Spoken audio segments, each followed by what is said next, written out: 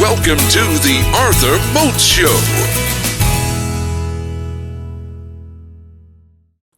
Ladies and gentlemen, welcome to the Arthur Moats Show, and we are recorded out of Total Sports Enterprises, which is Pittsburgh's exclusive supplier in signed memorabilia located at 100 Business Center Drive, Suite 300, Pittsburgh, PA 15205. And man, it is an exciting time of year. You know why? Because football has officially started back up for the NFL, baby. Now, if you have a new coaching staff, you were able to start OTAs Phase 1 at the beginning of April, and throughout the month of April, all other 32 teams will be able to begin off-season programs. Now, what does Phase 1 consist of? So first off, no contact, none at all. No one-on-one, so that means wide receivers and defensive backs aren't allowed to go against each other.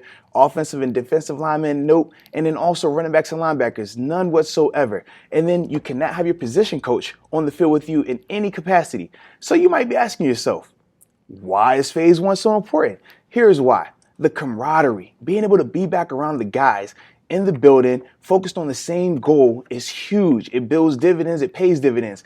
Also, the meeting aspect of it. When we talk about these teams that have new coaching staffs, or some teams that might have just replaced the coach here or there, during Phase 1, it gives your team and your coaching staff an opportunity to gel, to mesh. So now, if I'm a coach, I'm able to understand what inspires my players, what they like and don't like, how do they learn. If I'm a player, I get to understand what type of coach do I have? Is he a technician? Is he more of the coach who's going to sit back and just let me play free-flowing type? But all of those things are learned during this time of year. And then also, you set that foundation. When you have that first meeting of OTAs, when your head coach comes there and he tells you, hey, the goal is the same as it was the year before, Super Bowl.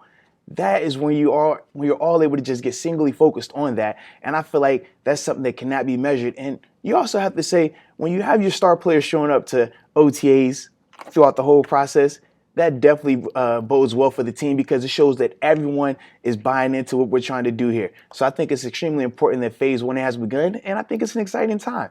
Now, I also asked people on social media to submit some questions and topics that they would want to hear me answer in my next show. So the first set of questions, and since these people have answered some questions, they will be officially members of the Don't Cross the Moats family. So the first member of the Don't Cross the Moats family is Andy Tejada. And he said that Ben doesn't get enough credit. And he wanted to know, where do I rank Ben on my list of all-time GOAT QBs? So for me, when I think of Ben in an all-time spectrum, not currently, just all-time, he's top 15, top 20 in my book easily. And like I said, when you're thinking about the quarterbacks from an all-time standpoint, you obviously have to include Joe Montana, Steve Young, Troy Aikman. Tom Brady definitely is on that list. Roger Staubach, Broadway Joe. I mean, it's a ton of names, but Ben definitely makes my top 15. I feel like he's a quarterback that has the hardware. He has the numbers to go with it. So that's why I rank him like that. The next person who's going to be officially inducted into the Don't Cross the Moats family is my man Ryan C. And he wanted to ask me about violence in football and how it affects me. I would say this, man. It's less about the physical aspect and more so about just the mental, understanding how to turn that switch on and off. Sometimes it can be very difficult. And for people who can't make that adjustment, it causes problems in their personal life because you can't walk around aggressive like that all the time. You can't walk around with that killer instinct all the time. You have to be able to detox. You have to be able to take your mind away from that. So I feel like those are some of the things that were really affected when I think of violence in football and how it affects you in your personal life. The next one is my man Kofi out in the Bay. Shout out to the West Coast, man. And he wanted to know what was my favorite pregame music and how did I get myself prepared for the moment. So the answer to the music question is this. Depending on what season and what year is going to dictate a lot. When I was in college, man, I was a big The Final Countdown guy. The beat would come on, and literally that would get me going. Then once I got early on in my professional career, I was a Jay-Z guy, man. I went with Show Me What You Got. Show me what you got, little mama. Show me what you got, bird lady. Because I felt like, man, Jay-Z was a boss and he was just super swagged out. And when I heard that music, it put me on a whole nother level. Then towards the latter part of my career, I started to go on more of a spiritual journey and I started to listen to the gospel music to get me mentally where I needed to be. Now, when we talk about preparing for the moment, that's the easy part. for me, man, it was like I was always going to be hyped. I was always ready to go. But I had to make sure that I kept myself extremely calm walking into the locker room, doing pregame warm-ups, because my energy level would be so high. If I really went out there and didn't contain myself early on, I would burn out, I would gas out before the game even started. So those were some of the things that would get me going and how I would get my music selected prior to the game. Now, the next on this list is my guy, Sean. Me and him actually worked together doing some of the Steelers youth football games, and he wanted to know, what is the importance of high school football? I feel like high school football is extremely important because that's where you learn your foundation. That's where you get to learn what type of player you are, who you are, and ultimately what you can do as a player. What are your strengths and weaknesses? So for me, I was able to understand when I played in high school, number one, I knew that I was a speed guy. Number two, I knew some of my weaknesses might have been my strength. So by the time I continued to progress through high school and get to college, I understood what my weaknesses were, I understood what my strengths were, and I knew ways to improve myself as a whole. And it ultimately helped me to get to the NFL level. Now, the next person on my list that's a member of the Don't Cross the Moats family is my guy, Sean Nolan.